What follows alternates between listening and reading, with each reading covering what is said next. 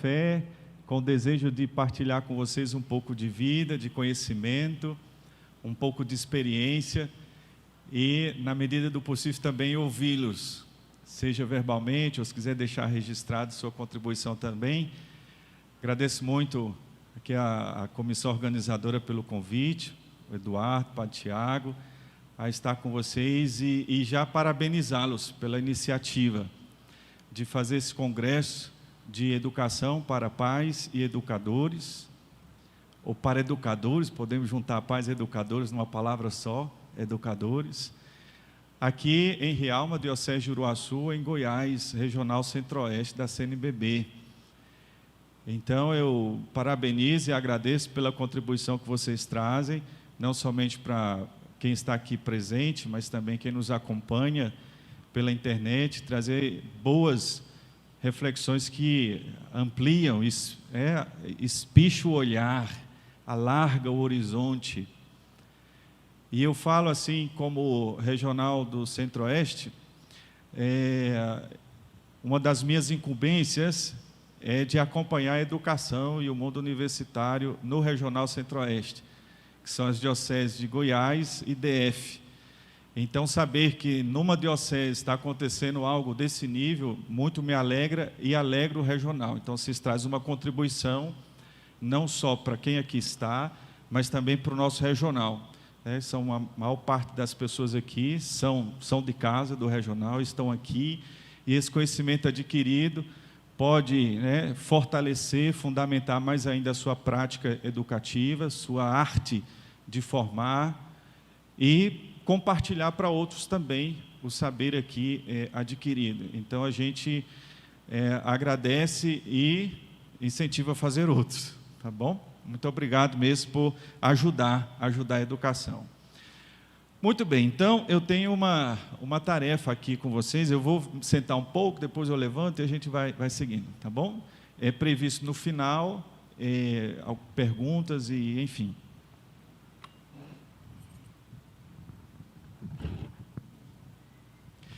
Bom, então, me foi incumbida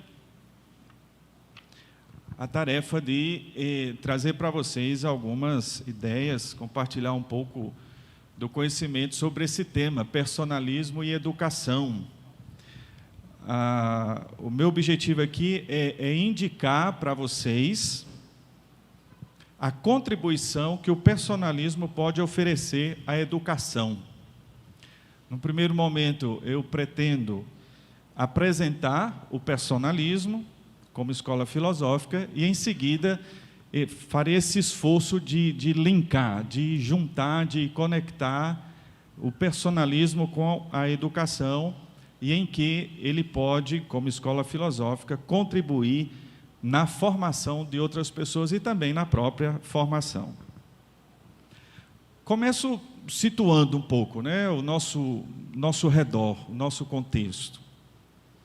E eu trago-lhes alguns traços do quadro da humanidade dos últimos anos.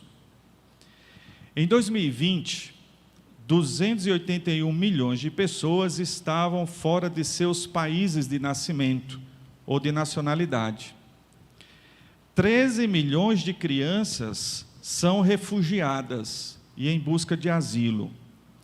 Houve um aumento de 10 milhões em relação a 2015. Isso significa que boa parte dessas crianças está fora da escola.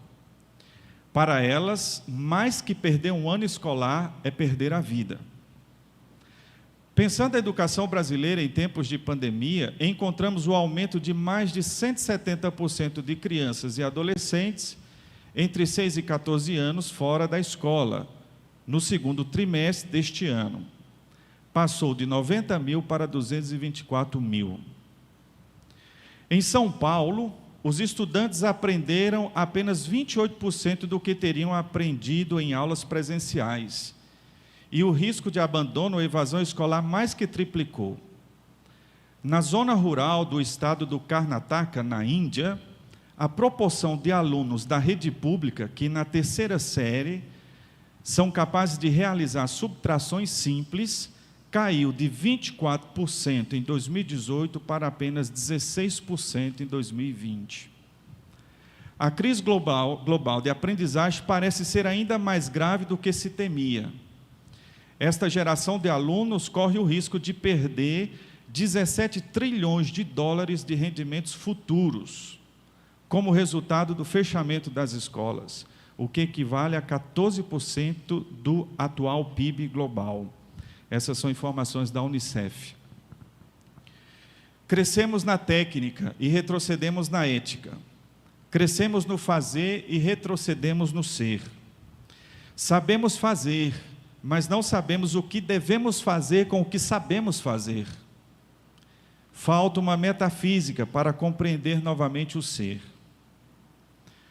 Outro traço dos tempos de hoje é a alteração dos fatores organizadores da vida humana. Por muitos séculos foram a predominância e a força do cristianismo, principalmente na sua forma católica, que organizou a vida.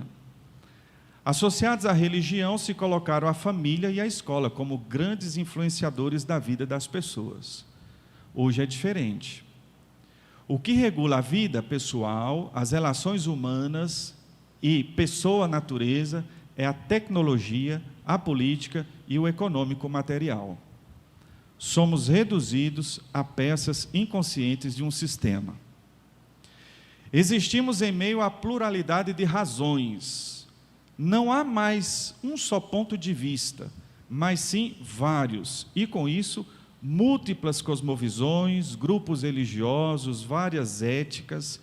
Há muitas verdades querendo ocupar o mesmo lugar.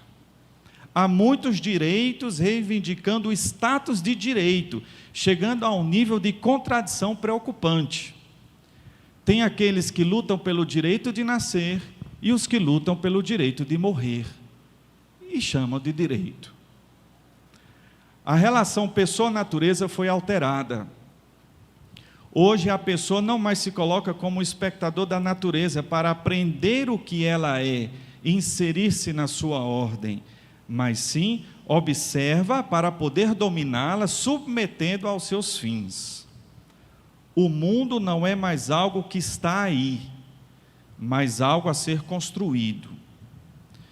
Não digo nem transformado. O mundo que está aí não é de ser transformado, construído, ou seja, não está feito. Transformado, você parte de algo que existe e transforma. Hoje, o posicionamento diante da natureza é muito mais de construção, se parte do zero. Segundo Romano Guardini, o mundo cessa de ser criação e se torna natureza. A obra humana não mais serviço prestado e obediência a Deus, mas criação. O homem que antes era adorador e servo, se torna criador. Tem uma trajetória aqui. Então, gente, tem Deus que cria o céu e a terra e segue a história. Um certo ponto, a gente tenta desconstruir ou desfazer do mundo, aí não dá certo. Vamos fazer outro jeito. Vamos destruir o Criador. Destruindo o Criador, não tem mais a criatura. Então, seguindo o rumo, a gente cancela Deus. Então, Deus não existe. Não tem Criador. Temos nós. Então, nós somos os criadores, não mais transformadores. E aí, não tendo mais Deus, o Criador, então vamos nós construir. Vamos de novo escrever o livro do Gênesis. E aí vamos fazer do nosso jeito. E estão fazendo. Estão fazendo. E a gente sabe onde vai terminar a história. Por isso, peçamos a Deus a graça da perseverança final. Em Deus e no bem. A questão social, como ela se apresenta, é uma questão antropológica.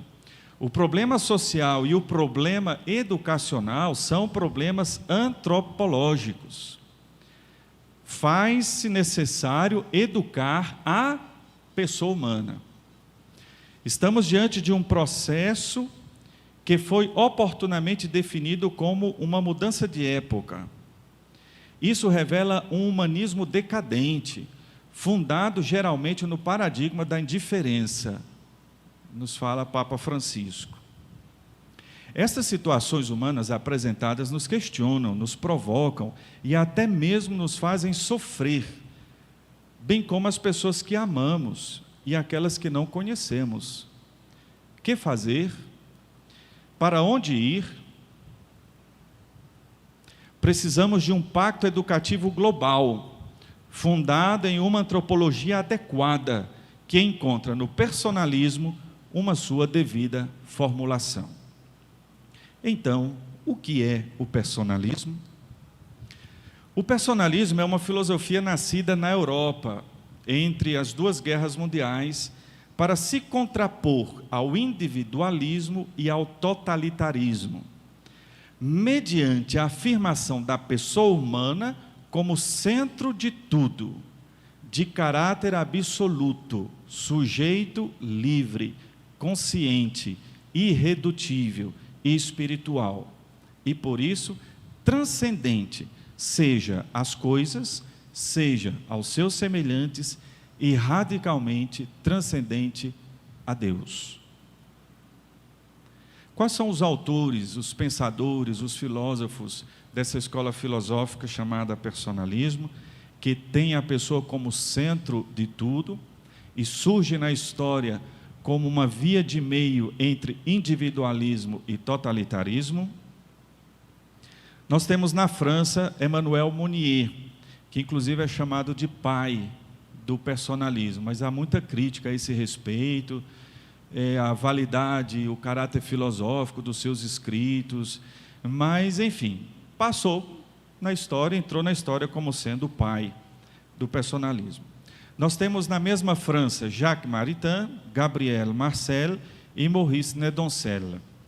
Na Alemanha nós temos Max Scheler, Edith Stein, que é Santa Teresa Benedita da Cruz, temos Romano Guardini e temos Martin Buber e Emmanuel Levinas. Na Polônia nós temos a famosa escola de Lublin, com quem? Karol Wojtyła, João Paulo II. Na Espanha nós temos o Subiri e Julián Marias. Na Itália, nós temos Luigi Stefanini e Luigi Pareizon. E no Brasil, não tem ainda um nome de destaque, né? No Brasil não tem assim um expoente do personalismo. Mas as ideias personalistas estão no Brasil. Ele não se chamou assim, mas Alceu Amoroso Lima, Tristão de Barros, é um leigo católico, ajudou a fundar o Centro Dom Vital, um centro de cultura, de pensamento no Rio de Janeiro. É um movimento bastante marcado pela presença de leigos. Ele não era um personalista tal e qual, mas muitas das suas ideias trazem rastros do personalismo. Quais são os elementos comuns entre esses personalistas? Quais são os elementos comuns entre os vários pensadores do personalismo? Vamos lá, e aí a gente vai entendendo o que é esse personalismo. Um primeiro elemento: distinção entre coisa e pessoa. Por que coisa é diferente de pessoa? Porque você é diferente do banco no qual você está sentado. Não podemos estudar você e o banco com as mesmas categorias, porque pessoa é diferente das coisas. Não podemos usar as mesmas leis, as mesmas regras, os mesmos conceitos para compreender a pessoa, que é irredutível às coisas. Um outro elemento: a afetividade é considerada uma dimensão central, autônoma e original. O centro espiritual se identifica com o coração e não tanto com o intelecto. Aí de uma tradição aristotélica. O centro é o coração. O personalismo dá uma importância decisiva à relação interpessoal e familiar na configuração da identidade pessoal. Outro elemento: a afirmação da primazia da ação e do amor em relação à inteligência. Supera-se assim o intelectualismo aristotélico. Isso se faz sob a inspiração do cristianismo, que não somente afirmou a primazia da caridade, mas definiu Deus como amor e não inteligência. E nós, imagem e semelhança de Deus, somos mais amor que inteligência. Embora andem juntos, né? Mas enfim, é outra discussão, é outro congresso. A corporeidade é uma dimensão essencial da pessoa. A pessoa humana é uma realidade dual, homem e mulher. E o caráter sexual afeta o nível corporal, afetivo e espiritual. Um outro elemento característico do personalismo é o seguinte: a pessoa é um sujeito social e comunitário, e sua primazia ontológica está balanceada pelo seu dever de solidariedade. Lembra que o personalismo nasce como uma resposta entre o individualismo e o totalitarismo? O individualismo é só você, cada um no seu quadrado e pronto, cada um por si e Deus também por ele. O totalitarismo é o conjunto, o coletivo, coletivo, coletivo, não existe individualidade, é tudo junto, é o tudo, conjunto.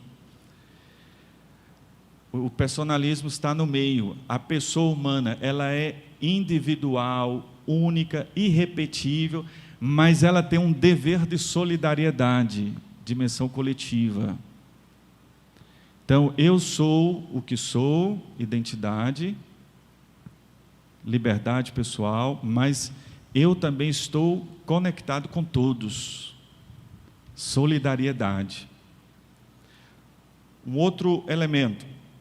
O personalismo considera o caráter transcendente da vida humana na linha de pensamento judaico-cristão. Por fim, o personalismo reconhece os limites e avanços da filosofia moderna.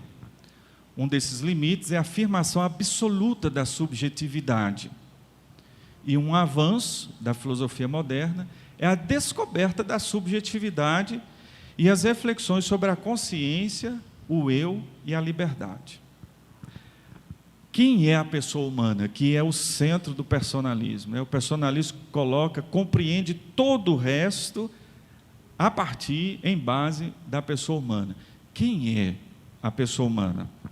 Nem tanto que é. Que é o copo? Para nós é quem. Quem é? Quem é a pessoa humana? Fazer esta pergunta é perguntar-se o que ou quem está envolvido no verbo educar. E eu já lhes dou uma resposta. Quem está envolvido no verbo educar são duas pessoas. Portanto, são dois alguéns, ou dois alguém, ou dois quem. Não são duas coisas, são duas pessoas. Não é cliente e fornecedor, mas são duas pessoas. Falar de educação é falar de pelo menos de duas pessoas em relação. Quem é a pessoa humana? É um mistério a ser acolhido e respeitado como tal. Pessoa humana é um mistério para si, um mistério para o outro, e, portanto, precisa sempre ser descoberto e redescoberto este mistério. Geralmente, os personalistas não definem exatamente a pessoa, como Aristóteles, o homem, animal racional. Pega o gênero, mas a diferença específica, você tem a definição. Os personalistas não fazem assim, porque nós somos talmente mistério que, com a nossa capacidade intelectual, nós não conseguimos captar, nós não conseguimos aprender completamente quem é a pessoa humana. Por isso que não se dá definições assim bonitinhas, sabe? Prefere-se muito mais descrever a pessoa humana, como farei aqui um pouco. O fato dos personalistas não definirem a pessoa humana afirma o mistério e a irredutibilidade do ser pessoa ao mero mundo factual e da objetividade, como é o caso da matemática, da física, das ciências da natureza. E por isso, a pessoa humana não é objeto de dominação. Entretanto, o não ser definível não implica em ser inexprimível.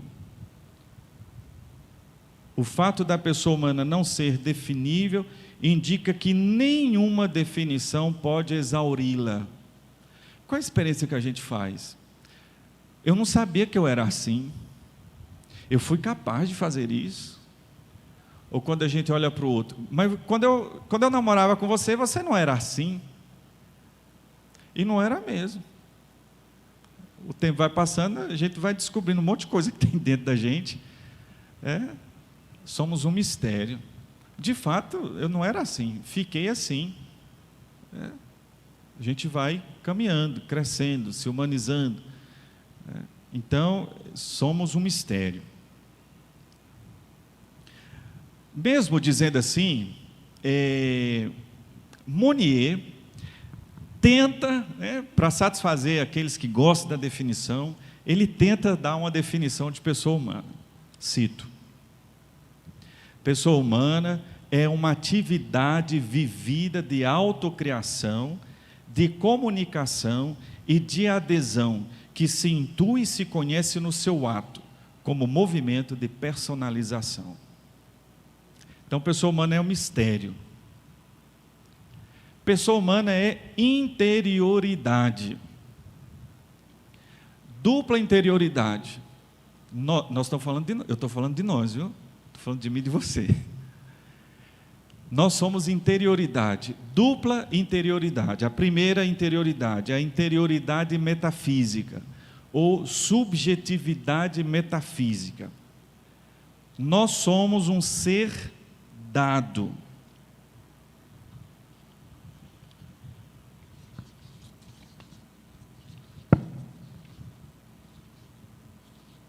Nós somos um ser dado, recebido. Nós não nos fizemos, não nos criemos, nós recebemos o ser. Nós somos esse ser dado com uma natureza determinada, como indeterminação relativa à liberdade, que é princípio de ação. Nós somos um ser dado, determinado, carne e osso. Nós somos carne e osso, é dado, determinado, já está assim. Mas é uma determinação com uma indeterminação relativa, que é a liberdade. Você poderia estar aqui, mas você está, mas poderia não estar, você escolheu. Eu escolhi vir aqui. Não estava marcado. Eu podia ter ficado em casa, eu podia ter recusado o convite de vocês. Então, tem uma parte em mim que eu não posso recusar, carne e osso. Mas tem uma parte em mim que é indeterminada, relativa, não absoluta. Eu só posso escolher dentro de um limite. Eu não posso estar em dois lugares ao mesmo tempo, só miraculosamente. E é coisa raríssima, né? Raríssima. Acho que o último caso foi de Santo Antônio, 1200. Padre Pio, né? É mais recente, depois de 800 anos aí. Então, nós somos ser dado com esse espaço de indeterminação. Então, é a subjetividade metafísica. Mas nós somos também interioridade subjetiva. Nós somos subjetividade pessoal. É a dimensão a ser habitada por alguém, a ser construído mediante a ação e a consciência. Por meio da ação, a pessoa constrói sua personalidade. Tudo o que ela vivencia é refletido e interiorizado pela consciência, que dá um lugar no eu. Com esse ato, a pessoa coloca diante de si mesma suas ações, o mundo que a circunda, faz a experiência de si como sujeito e dialoga com seu próprio eu. Nós nascemos de carne e osso, mas o alguém precisa ser feito. Então, nós somos uma interioridade já preenchida, somos de carne e osso, mas somos também uma interioridade subjetiva, um espaço vazio a ser preenchido, um interior a ser preenchido mediante as nossas ações. E aí é o se tornar alguém. Tem o espaço Kids, né? Não sei qual a criancinha mais novinha que está lá, quantos meses ou quantos anos tem. Ali no fundo tem um nenenzinho.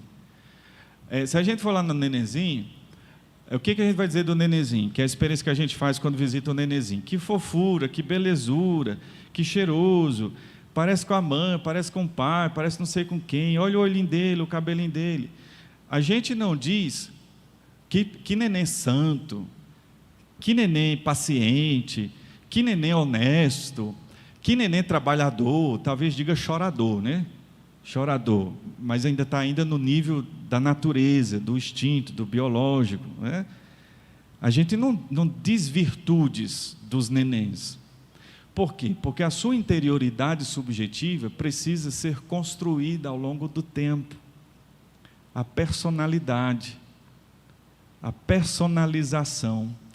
E aí a gente vai preenchendo esse interior nosso e formando esse alguém. Aí quando morre, como ele era bom, como era trabalhador, ajudou muito na igreja, quanto testemunho ele deu, né, de vida cristã, como educava bem os filhos, como era uma professora boa. Aí a história da gente está no seminário, ou os ministros da comunhão, quando vão fazer as exéquias, não é bom a gente falar muito do morto. Aí o padre está lá tecendo todos os elogios do defunto, né?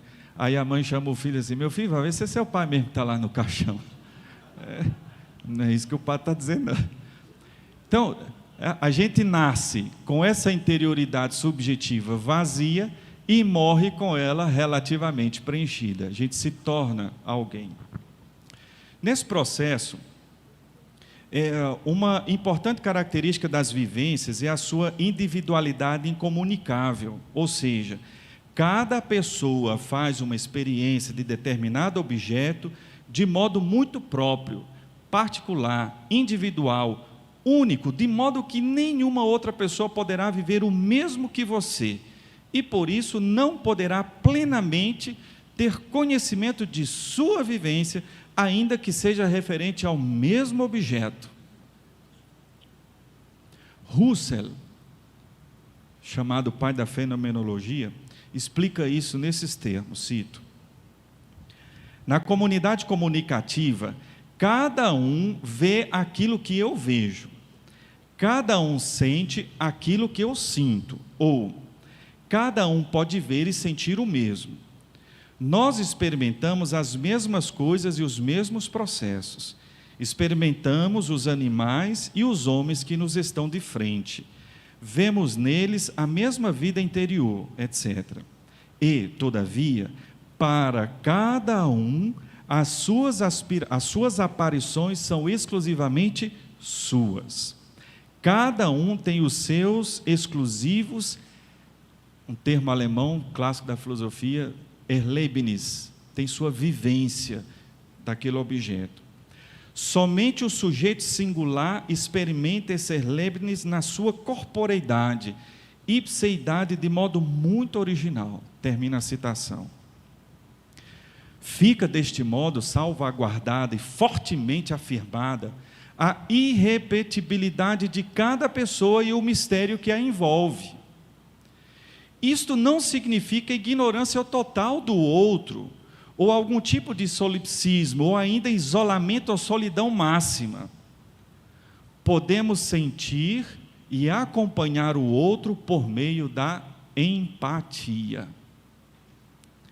É outro termo muito comum no personalismo, mas ele vem do mundo da fenomenologia. A empatia, muito desenvolvido por Edith Stein. A empatia, como presentificação, é uma vivência originária, uma realidade presente. Coloco-me dentro do corpo percebido, como se fosse eu o seu centro vital, e realiza um impulso quase do mesmo tipo daquele que poderia causar um movimento, que poderia coincidir com aquele percebido externamente. Somos, então, mistério, interioridade, mas também dinâmica. Nós somos dinamismo.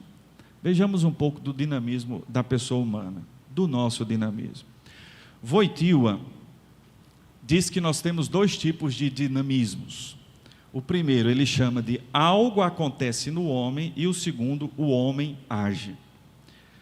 Na dinâmica do homem age, implicam as faculdades espirituais humanas. Assim como em cada ato cognoscitivo está implicado o eu, também em cada eu quero está presente quero a mim. Eu estou aqui falando, eu quis vir aqui, o homem age. Eu pus em movimento minhas faculdades espirituais. Eu quero estar aqui, estou com vocês. Meu coração está batendo. Aqui já é a segunda dinâmica. Algo acontece no homem, tem algo acontecendo em mim, tem algo acontecendo em você. Seu coração está pulsando. Você está fazendo 1000 coisas e seu coração está pulsando. Não está acontecendo em você, mas não é propriamente você. A não ser que você decida, aí já é outra coisa, fazê-lo parar. Mas ele segue o seu curso. Algo está acontecendo em você. Esses tipos de dinâmicas da nossa vida, nós somos pouco sujeitos delas, no sentido mais pessoal, de interioridade subjetiva. Porque está acontecendo aqui, certo? Está acontecendo e eu nem me dou conta. Mas a dinâmica do homem age, ou seja, eu coloco em movimento as minhas faculdades espirituais, a minha vontade, a minha liberdade, a minha inteligência, eu sou sujeito. Eu estou aqui em primeira pessoa, como autor dessa ação, e vivo isso. Bom, explicando, principalmente essa dinâmica do o homem age, quando você age, quando você diz, eu quero fazer isso, você não somente quer fazer isso, eu quero mover esse copo daqui para aqui. Esse meu eu quero não é uma ação que recai somente sobre o copo. O meu quero não recai somente sobre o copo, mas também sobre mim. Em cada decisão que você toma na vida, você toma uma decisão sobre você mesmo. Eu decidi vir aqui. Eu não simplesmente decidi vir aqui, mas junto com essa decisão tem uma decisão sobre mim mesmo, de mim mesmo. Eu não somente quero vir, mas eu quero a mim também. Em todas as decisões, em todos os atos voluntários, em todos os atos humanos que implicam liberdade e consciência, o eu está sempre implicado e escolhido. Toda ação que a gente faz, nós não somente fazemos algo, mas algo fica em nós, porque eu escolho sobre mim também. Quando eu decido fazer uma obra de caridade, eu não somente faço obra de caridade, alguém é alimentado por causa da minha ação, mas um rastro, um efeito dessa ação fica em mim também. Então, quando nós realizamos as coisas, nós não somente realizamos ações, mas nós também nos tornamos o valor que aquela ação encarna. Você não somente faz atos bons ou maus, mas você também se torna bom ou mau. Tem um efeito que passa, mas tem um efeito que fica. E aí nós vamos fazendo esse alguém, que somos nós. E aí, na medida que o tempo vai passando, nós nos tornamos alguém bom ou mau. Não somente realizamos, mas também nos tornamos o valor encarnado naquilo que nós realizamos. Então nós somos ação, somos dinamismo, somos também liberdade. Vamos falar um pouquinho da liberdade.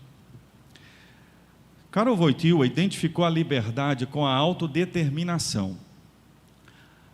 Ela é uma propriedade real da pessoa inerente à sua vontade. A autodeterminação indica a capacidade da pessoa humana de decidir sobre si mesma. Ela tem esse poder, nós temos esse poder, porque nos autopossuímos e nos autodominamos. Estas duas realidades juntas formam a estrutura pessoal da autodeterminação. Por sua vez, ela está intrinsecamente ligada à consciência, na sua dupla função de refletir, iluminar e interiorizar. Graças à consciência, nós nos dispomos. Graças à consciência, nós dispomos de nós mesmos. Com isso, a pessoa humana pode possuir a si mesmo, a autopossessão. Isso condiciona a segunda relação, que é de autodomínio, cuja particularidade está no ser sujeito e objeto da dominação. Em outras palavras, eu me domino porque, primeiramente, eu me possuo. Eu me dominando e me possuindo, eu me tenho. Eu me tendo, eu posso dar um rumo para mim, para a minha vida. Liberdade é autodeterminação. Eu mesmo, né? Eu me determino. E por que eu posso me determinar? Por que eu posso pegar a minha vida e dizer, eu vou fazer o que Deus quer? Eu vou estudar isso, vou estudar aquilo, eu vou ser isso, vou ser aquilo. Porque eu me possuo, e eu me possuindo, eu me domino e vai para lá, vai para cá. Quando o Karol Wojtyła identifica liberdade com autodeterminação, ele está dando um passo além de Tomás de Aquino e de toda a escolástica, contudo, sem negá-los. Para eles, a ideia de liberdade era demasiadamente ligada à noção de ausência de constrição, possibilidade de eleger ou não tal objeto. A relação era vista sempre da pessoa em relação ao mundo. Para Tomás de Aquino, por exemplo, a liberdade consistia muito mais em pertencer a si mesmo, ou ser causa de si, no movimento em direção aos objetos como um bem. Para Wojtyła, a ausência de constrição no escolher ou não um objeto significa algo a mais. Escolher é fundamentalmente decidir sobre si mesmo. A experiência do estudar ou não, ser professor ou biblioteconomista, assumir ou não um compromisso para sempre, querer ou não querer, fazer ou não fazer isso ou aquilo, traz no fundo a questão sobre o que eu faço de mim mesmo, o meu futuro, uma vez que sou autopossessão e autodomínio. Cada quero verdadeiramente humano é justamente autodeterminação.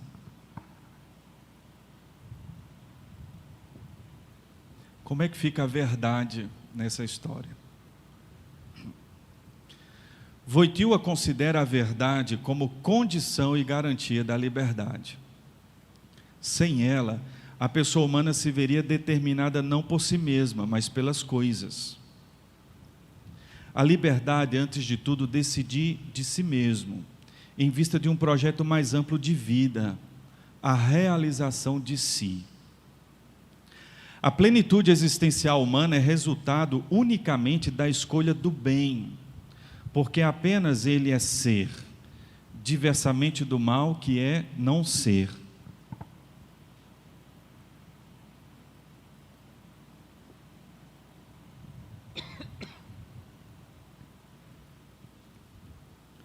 Somente no ser podemos nos realizar, e ser é o bem. Portanto, somente tomando posse do bem, mediante o movimento da vontade, na ação, nós podemos nos realizar como pessoas. Escolher o mal é escolher o não ser para nós. E no mal, a gente não se realiza como pessoa.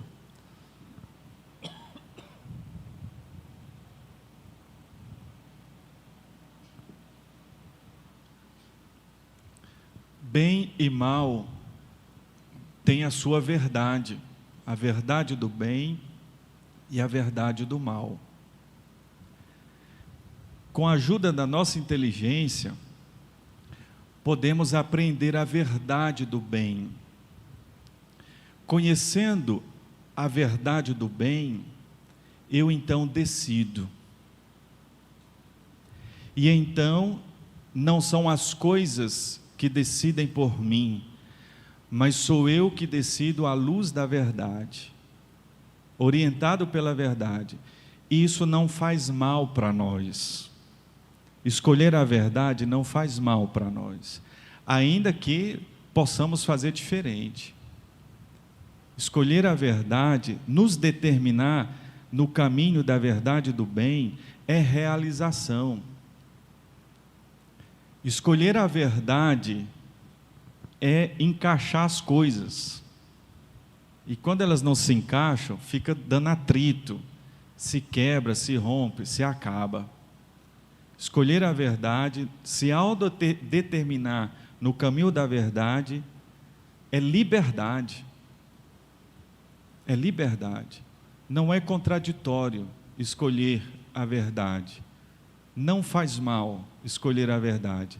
Escolhê-la é libertar-se, porque aí você estará não dependendo das coisas, mas somente de você mesmo, e mais ainda, a verdade de você mesmo. Somente escolhendo a verdade é que seremos realmente livres. Pessoa humana também é comunidade, é intersubjetividade. A comunidade é identificada por Wojtyła como agrupamento de pessoas no qual se dá a relação eu-tu. Isto é, uma relação vivida conscientemente, subjetivamente, de caráter pessoal. Cito: uma pessoa entra na órbita da vida individual de outra pessoa e se torna verdadeiramente participante dela, entregando-se ao consenso e à confiança pessoais. Não é uma comunhão de bens materiais, mas de pessoa para pessoa.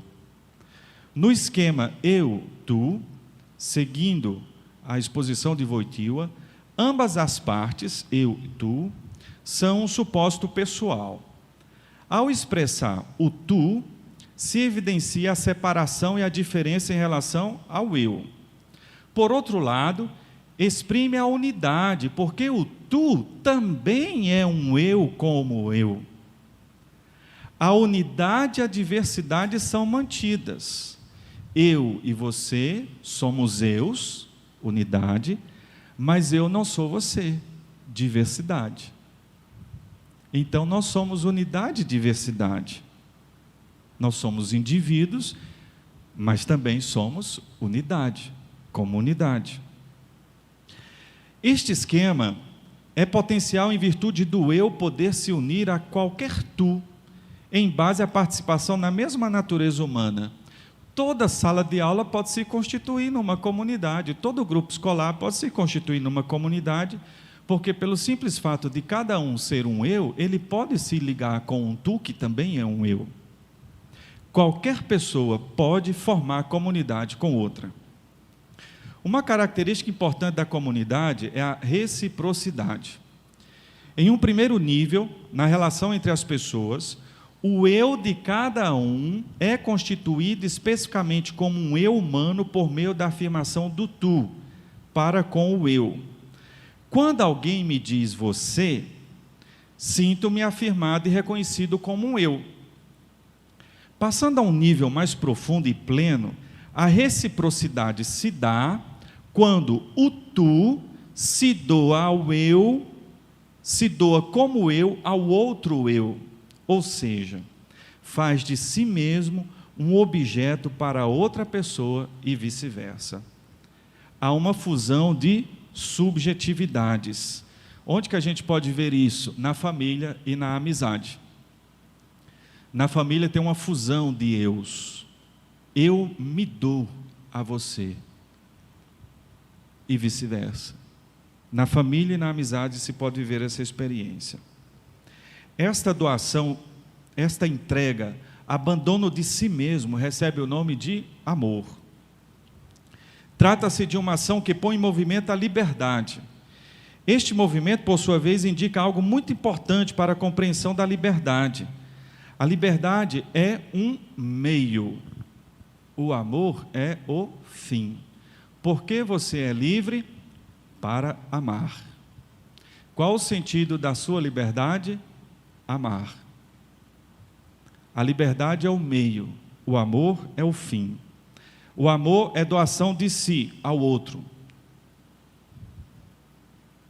Para me doar, necessito dispor de mim mesmo, isto é, ser livre. Sem liberdade não há amor. Amor é entrega. Liberdade é plena posse de si. Se eu não estou em plena posse de mim, como é que eu posso me dar para você? Como é que eu posso me casar com alguém? Como é que eu posso ser amigo de alguém se eu não estou em plena posse de mim mesmo? E amor é dom total de si. Mediante a liberdade posso dar-me. Resulta que a liberdade é em função de. A liberdade é para. É um meio. O amor é o fim. Desta forma, a liberdade é para o amor. E no amor, ela encontra o seu pleno sentido. A fusão das subjetividades gera a comunidade autenticamente pessoal, subsistente nos próprios membros. Portanto, a comunidade existirá enquanto os membros não somente existirem, mas também existirem como um eu em um tu, em uma constante e recíproca afirmação do valor pessoal. Neste caso, pode-se propriamente dizer que se trata de uma communio personarum. Não vou explicar, mas vou só deixar aberto. Por isso que o viúvo pode se casar novamente. Morreu uma das partes, acabou-se a comunidade. Ele pode se casar com outra pessoa. A comunidade, ela subsiste não somente enquanto os dois estiverem vivos, mas principalmente enquanto os dois eus estiverem ligados. E aí aquela história, eu me sinto tão sozinho aqui e tem tanta gente. Comunidade não é só existir um montão de gente, mas é os eus se fundirem.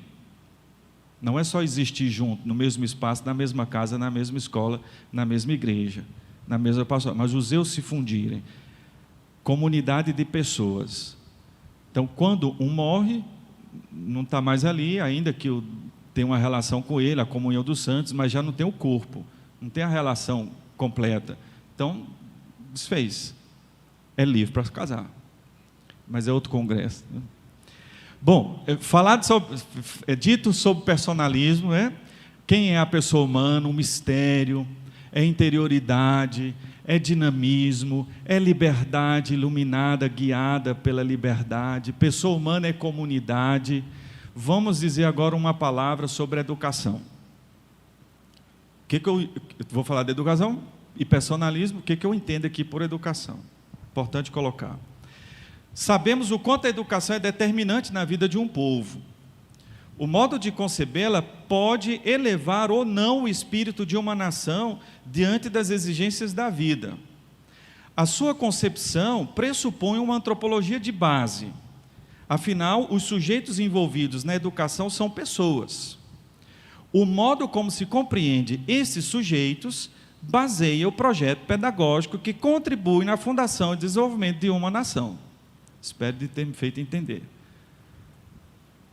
Se eu tenho um projeto pedagógico, pressupõe uma antropologia de base. Essa antropologia de base está ligada à concepção de pessoa. Conforme a concepção de pessoa que eu tenho, eu posso ajudar ou não um país a se desenvolver. Porque a concepção de pessoa funda a antropologia, que funda o projeto pedagógico que vai ser executado na escola que vai gerar os cidadãos, os profissionais que vão levar adiante a nação. Viu como está amarrada aqui a coisa? E como é importante? Para Max Scheler, um dos personalistas, filósofo alemão, também fenomenólogo, a educação é a humanização, o processo que nos faz homens. Esse processo mediante o qual o grande mundo, o macrocosmo, concentra-se em um foco espiritual de caráter individual e pessoal, o microcosmo. Essa conversão de uma pessoa em mundo, pelo amor e pelo conhecimento, nada mais são que duas expressões para designar duas direções diferentes do mesmo processo conformador que se chama educação-formação. Trazer o macrocosmo para o microcosmo. Não me lembro quem falou, mas não fui eu. Uma pessoa expressou assim: nossa, quando eu olho as estrelas, aquelas noites sem energia na roça, o céu estrelado, mais o do Brasil que a gente vê tanta estrela, como nós somos pequenos, somos nada dentro desse universo, as estrelas, que beleza, o que eu sou? Nada, uma gotinha, uma gotinha, uma gotinha. Aí o outro disse assim: e imagine que esse universo inteiro cabe dentro dessa gotinha. Quem é mais, né? O microcosmo ou o macrocosmo?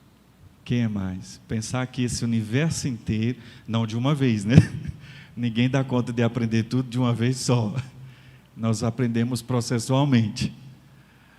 Mas todo o universo cabe dentro da gente. Já pensou? Bom, segundo um outro autor, Sarramona, a educação é um processo essencialmente dinâmico entre duas pessoas, cuja duração é a vida inteira e que pretende o aperfeiçoamento do indivíduo como pessoa. Trago para vocês também a compreensão do episcopado brasileiro sobre a educação. Educação é um processo histórico e social que envolve a pessoa toda e todas as pessoas em sua totalidade e ao longo da vida. Isto alcança o ser humano em todas as suas fundamentais dimensões e relações, em suas várias modalidades. Impulsiona o desenvolvimento do ser humano, de suas potencialidades e capacidades, respeitando sua dignidade, seu projeto histórico e sua plena realização como pessoa concreta e criatura de Deus. Bom, personalismo, educação, agora vamos juntar? Personalismo e educação. Primeira contribuição que o personalismo traz para a educação: a norma personalista. Em base ao que a pessoa humana é mistério, interioridade, comunidade, liberdade, dinamismo e tantas outras coisas, em base àquilo que nós somos, deriva a norma personalista. A pessoa que lhe está diante nunca é meio, mas sempre fim, e deve ser amada por si mesma. Disto resulta o comportamento por parte dos educadores e comunidade escolar. A pessoa humana é sagrada. Jamais se pode usar a pessoa humana para se projetar ou ser servido. Ela nunca pode ser tratada como cliente, e sim como pessoa. Por causa de tudo que nós somos, não podemos ser tratados de qualquer jeito. A norma personalista: a pessoa que lhe está diante nunca é meio, mas sempre fim, e amada por si mesmo. E aqui os personalistas brigam feio com o utilitarismo. Wojtyła mesmo tem vários escritos de ética sobre, criticando o utilitarismo. Usar as pessoas, né? Fazer das pessoas coisa. E na viagem que eu fiz, né, de Mozarlândia para cá, eu vim ouvindo o rádio e tem uma música que está desse estilo que agora está a 1000 por hora, o piseiro, né? Os piseiro, como gênero musical. E aí tinha uma música, a música dizia assim: quando você quiser, pode me usar. Pode me usar. Aí tem hora que a mulher canta, tem hora que é o homem que canta. Quando você quiser, pode me usar. O ritmo até que é interessante, sabe? Até para você se mexer. Mas a letra, que porcaria. Ou seja, quando você pode me usar, estou te autorizando. Estou te autorizando. Por causa de tudo que nós somos, não se pode usar as pessoas. Elas devem ser sempre fim, nunca meio. Segunda contribuição. Educar a pessoa, a acraseado. A indiferença ao próximo é uma das marcas do nosso tempo. Os alunos vivem neste tempo. Alguns desses alunos podem ser indiferentes. Sendo os alunos indiferentes à pessoa humana, corremos o risco de termos cidadãos e profissionais também indiferentes. Por isso, é importante educar para a pessoa humana, descobrir seu valor, sua dignidade. Isso desperta a pessoa da indiferença em relação ao outro. Mais uma contribuição. Eu não falei que pessoa humana é interioridade? Então, a descoberta e a valorização da interioridade na educação. O modelo educativo, que podemos chamar de farisaico, ou seja, que cuida apenas do exterior, não é suficiente, pois a pessoa que está dentro da escola ou dentro de um lar também é interioridade.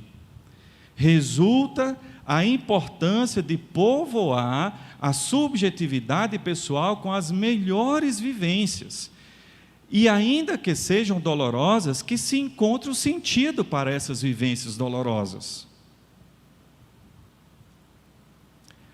Aceno também para a formação das virtudes. E a importância de se recordar que o aluno e o professor têm corações. Aluno e professor têm interioridade. As nossas atitudes dentro da escola marcam a pessoa. Quem aqui não tem uma história para contar do seu professor, da sua professora? Que professor não tem uma história para contar do seu aluno, da sua aluna? Que te fez sorrir, que te fez chorar? Que te causou um trauma que até hoje você está lutando para superar aquele trauma? Ou que foi decisivo para você superar um desafio na sua vida? Porque somos interioridade no ambiente escolar, precisamos estar muito atentos às nossas atitudes, às nossas palavras, aos nossos comportamentos, às nossas relações, porque elas povoam o coração do professor e o coração do aluno. Bom, então o melhor é povoar com coisa boa, né? E ainda que tenha coisas tristes, encontrar um sentido para essas coisas tristes. Porque a vida é assim, né? Outra contribuição. Pessoa humana é comunidade, é relação eu e tu. Então, como é que isso pode ajudar também na escola, na educação? Ser pessoa é ser com e ser para. Nesta perspectiva, temos o desafio de educar as pessoas para o diálogo. Isso implica formar-se para uma liberdade respeitosa, sem presunção de superioridade ou pensar que eu seja dono da verdade. Formar-se para a compaixão, ternura, acolhida, serviço e dom de si.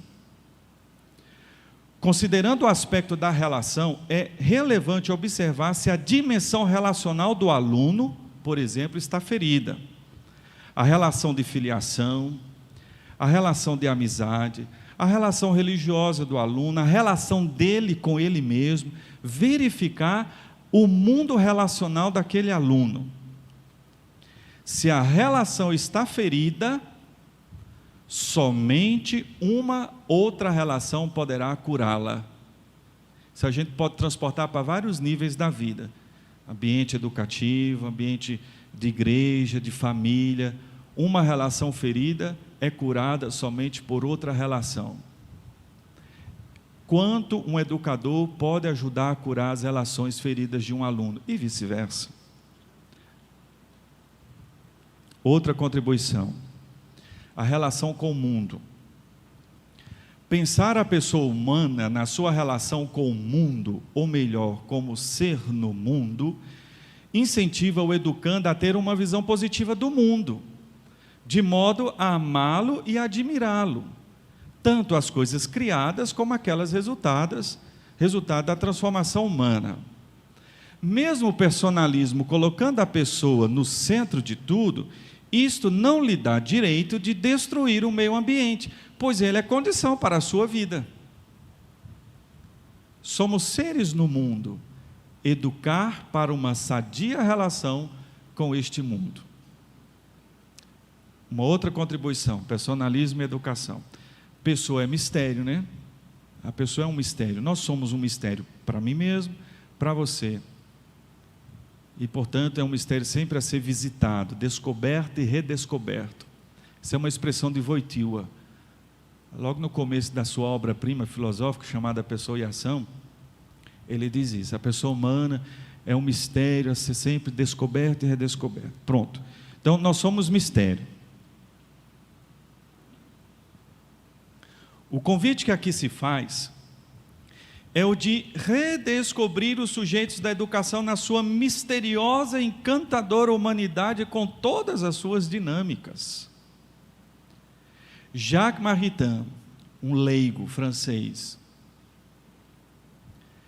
cito, ele diz assim: a aventura educativa consiste em um incessante apelo à inteligência e ao livre-arbítrio dos jovens. O dom mais precioso que um educador possa ter consiste em uma espécie de respeito sagrado e afetuoso pela identidade misteriosa da criança. Esta identidade é uma realidade escondida que nenhuma técnica pode alcançar. O encorajamento é tão necessário quanto a humilhação é prejudicial. Um dos modos de acolher e respeitar este mistério é conhecer e amar o educando naquilo que ele é, antes mesmo de começar a transmitir a ele uma enorme quantidade de conteúdos. É respeitar sua liberdade e identidade. Por fim, é entender o educando e educador como um terreno onde se encontra o mistério divino e humano, e lá se estabelece o fecundo diálogo humano-divino. Outra contribuição, a empatia. Como que a empatia pode ajudar na educação? Como é que se relaciona? Para educar uma pessoa, faz-se necessário, antes de tudo, compreendê-la, colocar-se no lugar dela, caminhar com suas sandálias. Em outras palavras, entrar na subjetividade do outro.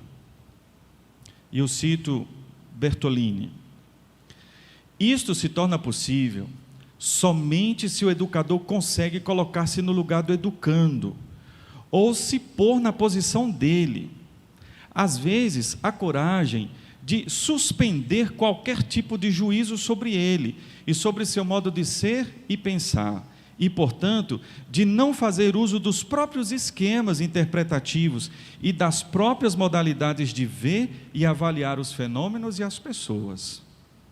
Este modo de proceder, considerado por nós determinante para um autêntico profissionalismo educativo, antes de evidenciar somente os elementos objetivos, as causas, que aparecem na história individual do educando, e que determinariam os seus comportamentos, tem o objetivo de obter e ter presente, para poder iniciar e prosseguir com ele um diálogo produtivo, as suas mais profundas e, por isso, sensatas orientações existenciais. O meio para colocar-se no lugar do outro é a empatia, isto é, a ação de acolher o outro na sua subjetividade dentro de mim.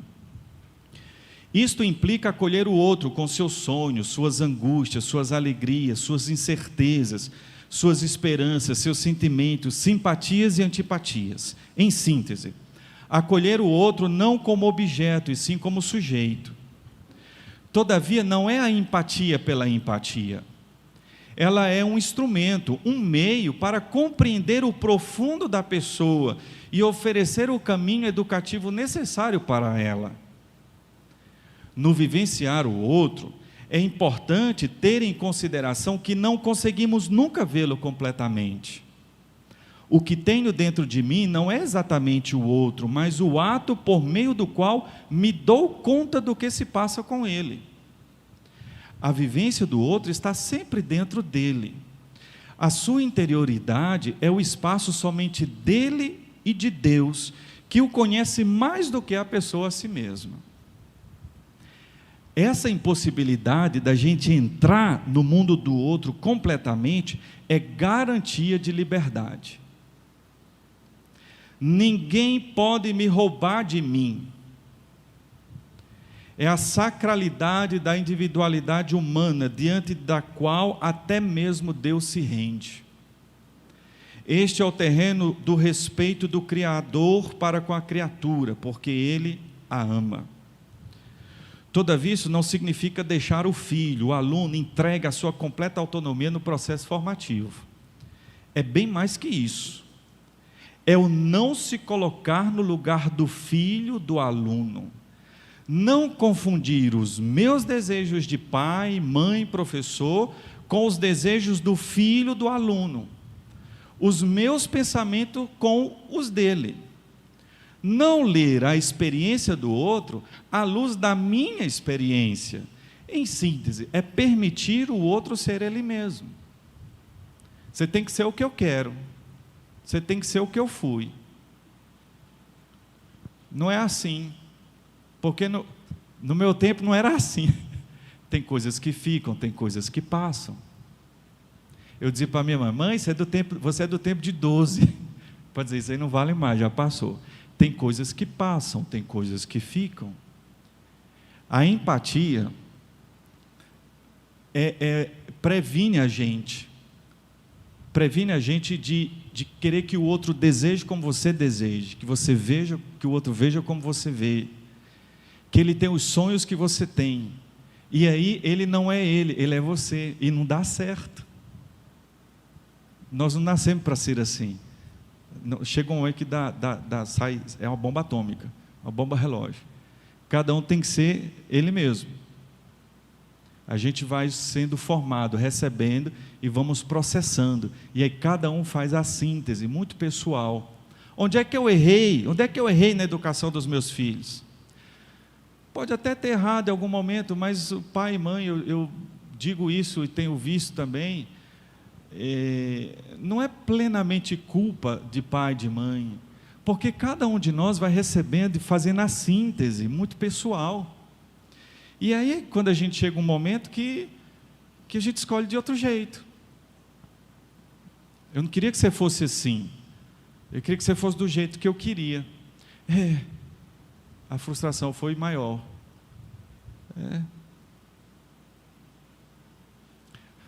No catecismo está escrito, a gente não diz isso muito, mas vamos dizer, depois de 18 anos, o filho não deve mais obediência aos pais.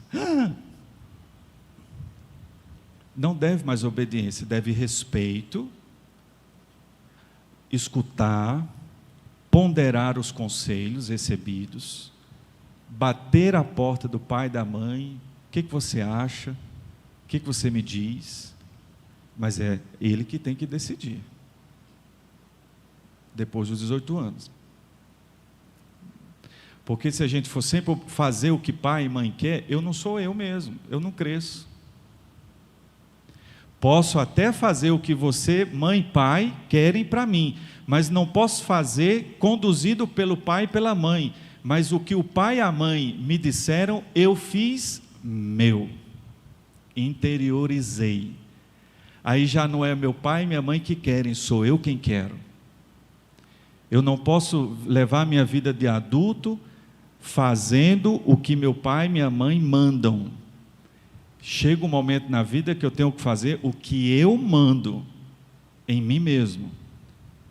E se o que eu faço bateu com o conselho que eu recebi do meu pai e da minha mãe, não é mais aquele tipo de obediência de alguém externo que manda em mim, mas sou eu mesmo que manda em mim. Eu assumi, acolhi o conselho do meu pai e da minha mãe, do meu formador, e fiz meu.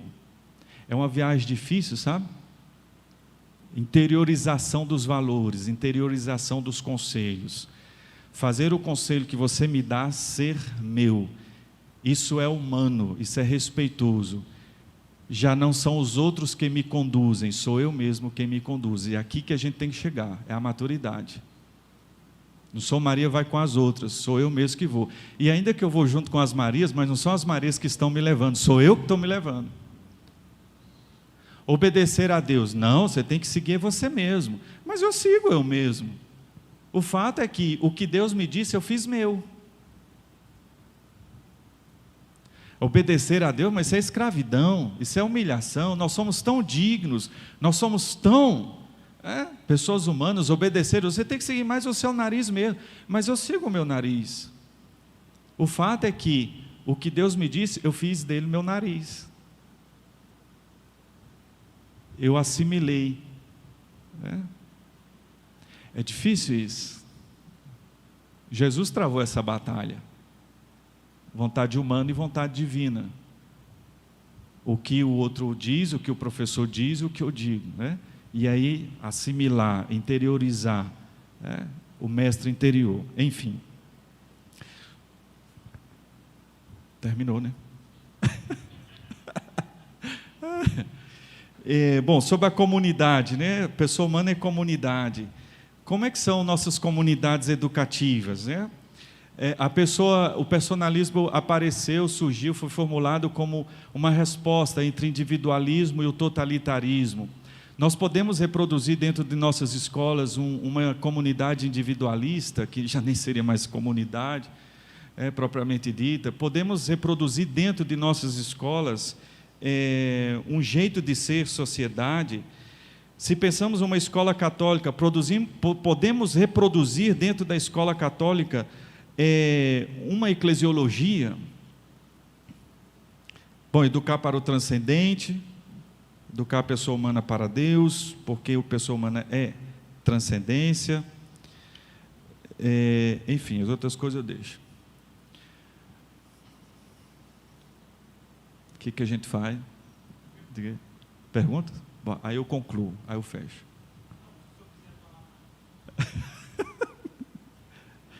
É menos mencionar o que Papa Francisco fez.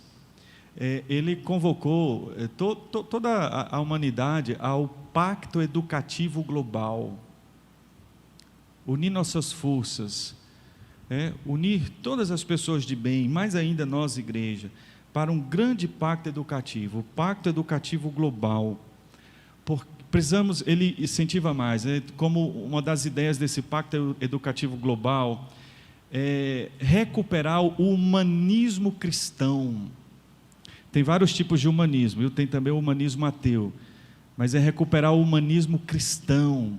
E o humanismo cristão é do jeito de Deus. O que Deus fez? Pôs a pessoa no meio, vem para o meio. Estava aquele moço doente, né, que Jesus ia curar, ele disse, vem para o meio. Então, recuperar esse humanismo cristão. Humanizar a educação. Algumas pedagogias roubaram a pessoa dela mesma.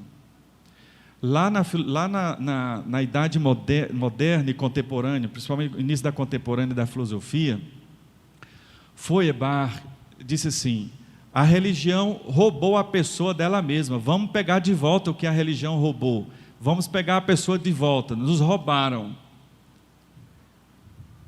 Parafraseando, alguns sistemas educativos roubaram a pessoa dela mesma, vamos devolver a pessoa a ela mesma, vamos colocar a pessoa novamente no lugar dela e do jeito que ela é.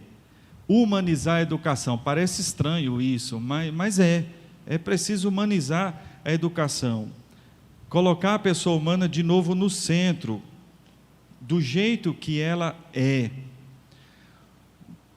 renovar o pacto educativo entre as gerações, a família assumir a função educadora e ser respeitada neste serviço como um direito seu. Como consequência, as instituições educativas devem respeitar a família e se colocar ao seu lado como auxílio, aplicando o princípio de subsidiariedade. Colocar a pessoa humana no centro da educação. Isso nos faz voltar a uma importante pergunta: quem é o destinatário do meu agir educativo? Quem é meu interlocutor? Quem é o sujeito da educação? Para quem ensino? Quem estou educando? Que a antropologia fundamenta a prática pedagógica nas escolas brasileiras. A LDB fala de educar. A LDB fala que a educação formal tem como finalidade o pleno desenvolvimento do educando, seu preparo para o exercício da cidadania e sua qualificação para o trabalho. Perguntemo-nos: quem concluiu uma etapa da educação tornou-se mais humano ao longo dos anos de vida escolar? A LDB 9394 de 1996 diz que a educação é para formar, tem como finalidade o pleno desenvolvimento do educando. Quem ficou 11, 12, 20 anos dentro de uma escola, saiu da escola, da faculdade mais humano, ou simplesmente se tornou esperto em ciências, mais analfabeto de espírito? A educação que está aí está preparando para exercer a cidadania? Seguirá como muitos das gerações anteriores, essa pessoa que está saindo hoje da escola, seguirá como muitos das gerações anteriores, desrespeitando a pessoa humana e degradando a nossa casa comum, o planeta Terra? Está preparada para o mundo do trabalho? Para que modelo de trabalho está sendo preparado o brasileiro que está hoje na escola? Está sendo preparado para ser trabalhador ou para ser um funcionário como uma peça inconsciente de um sistema econômico?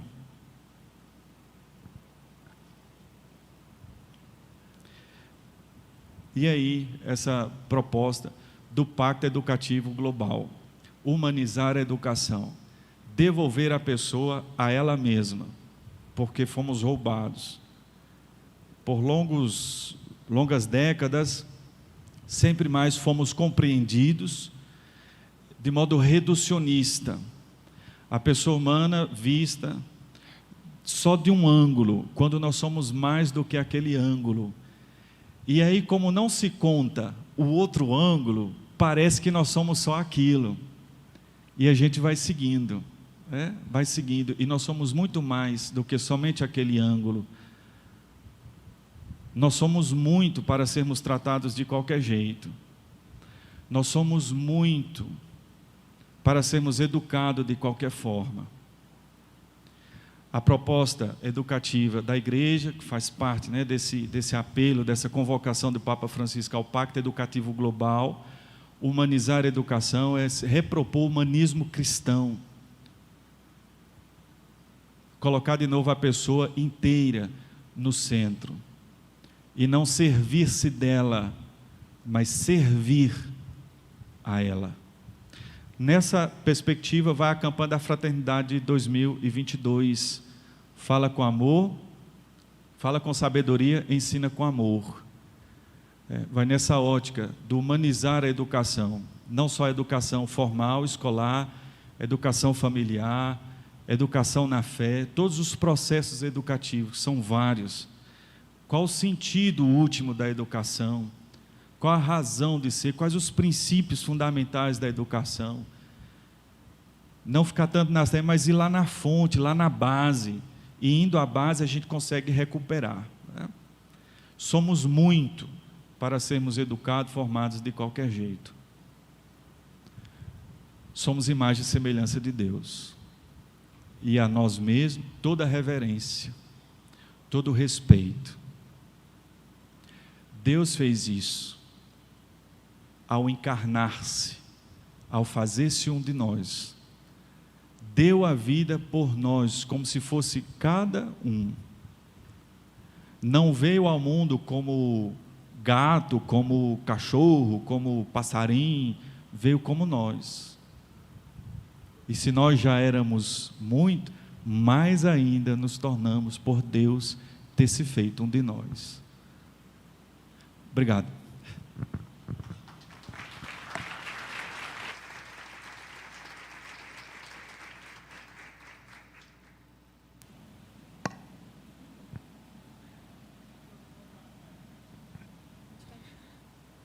Dom Gabenilton, não chega a ser uma pergunta, é só uma curiosidade sobre a citação que o senhor usou de Jacques Maritain, né? Se é da obra dele, Humanismo Integral, e a fala do senhor, acho que essa percepção não foi só minha, é uma fala que traz muito essa questão do relacionamento, né, entre as pessoas. Então, o senhor acredita fielmente que é possível nós nos relacionarmos, estarmos em ambientes com o diferente, ambientes contaminados, né, por ideologias, por destruição da pessoa humana, sem perdermos a nossa verdade, a nossa identidade, a nossa fé, mas estar ali, conviver, se relacionar. Obrigado. A obra, A Pessoa e o Bem Comum. Em português, tem uma coletânea de textos dele, Humanismo Integral, da Paulinas, se não me engano. Coutou também, né? Mas tem uma outra também primeiro. Não? Bom, ok, naquele lá, está lá, o fragmento. É possível. E a gente tem que fazer essa possibilidade ser realidade. Viver no mundo plural. Viver no mundo plural porém, para você ir para o mundo plural, para você entrar em diálogo, você precisa estar ciente da sua identidade. E aí dentro de casa você constrói essa identidade, fortalece essa identidade e vai para o diálogo. Porque ir para o diálogo, viver no mundo plural, sem essa identidade formada, que é um processo histórico também, é fácil de você, aí um dia ser uma coisa, outro dia ser outra, isso aí e você ir para um diálogo para fazer o outro ficar igual a você, isso não é diálogo, é uma ofensa à humanidade do outro. A gente vai para dialogar, não para fazer o outro pensar igual a mim, mas para a gente trocar ideias. E no conversar, Platão trabalha muito o diálogo, né, a dialética como método. Então você faz uma roda de conversa e você começa a conversar sobre um assunto. Você está procurando a verdade. E aí você vai conversando, e chega um momento que, como uma faísca, a verdade aparece. A verdade surge, ela se manifesta e você então apreende. E aí já não é o outro que veio ali para fazer eu ser igual a ele, mas juntos nós descobrimos a verdade, né? Então, o diálogo, para a gente ir para o diálogo, precisa estar ciente da sua identidade. No diálogo, as identidades se reafirmam, sem se tornar, achar que eu sou dono e tudo.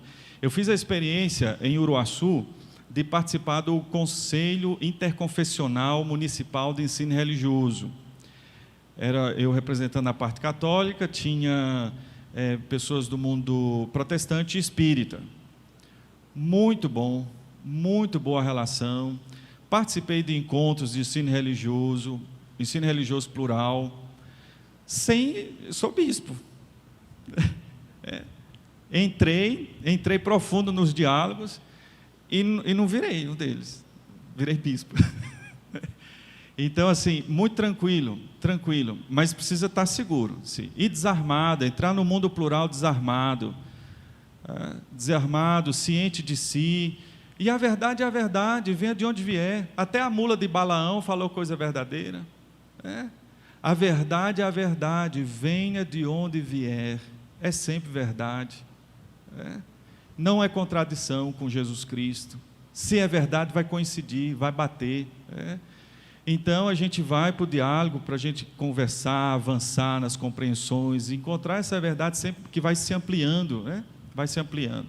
É possível sim, mas precisa ser educado ao diálogo, ser educado à convivência. Hoje a gente precisa muito disso. A educação, um dos desafios da educação, e o personalismo pode ajudar nisso, educar para a convivência, educar para o ser com, educar para viver nessa sociedade plural. Se não formos educados nessa perspectiva que o personalismo dá uma estrada, é questão de tempo, é suicídio global. Ao longo da história, nós somos um batendo contra o outro, né? Isso aí nos acompanha. Mas isso se acentua. A reivindicação de direitos. Eu me preocupo com o multiplicar de estatutos. Estatuto da criança e do adolescente. Estatuto da pessoa idosa. Estatuto do idoso, do torcedor. Estatuto do torcedor, estatuto da pessoa idosa, tem o estatuto da família, está tramitando, estatuto do nascituro, estatuto, daqui a pouco eu vou querer um estatuto para Francisca Carmenil da Damascena. Eu vou querer um estatuto para mim. Quando os estatutos começam a se multiplicar, é porque o ponto de partida já foi perdido. Já foi perdido lá. A gente tem a Constituição, aí vai multiplicando. Por quê? Cada um exigindo o seu direito, o meu direito. E aí, se a gente não aprende essa convivência, sem precisar multiplicar o estatuto ao ponto de eu ter que fazer um estatuto para cada pessoa, não dá. Educar para a convivência, sem significar virar todo mundo uma sopa batida no liquidificador, que é um dos erros do idealismo, um dos limites da filosofia moderna, que é ter feito tudo uma mistura só e perder a individualidade. Pessoal, nós não vamos conseguir responder mais perguntas, mas se alguém quiser depois mandar uma mensagem, alguma coisa escrita para o Dom Agamenilton, ele responde. É só porque senão a gente atrasa muito e os palestrantes da tarde também têm horário. O Gurgel é o próximo a falar às 14h, então ele chegou agora, ele vai falar e ele tem que ir embora hoje, então a gente não pode atrasar.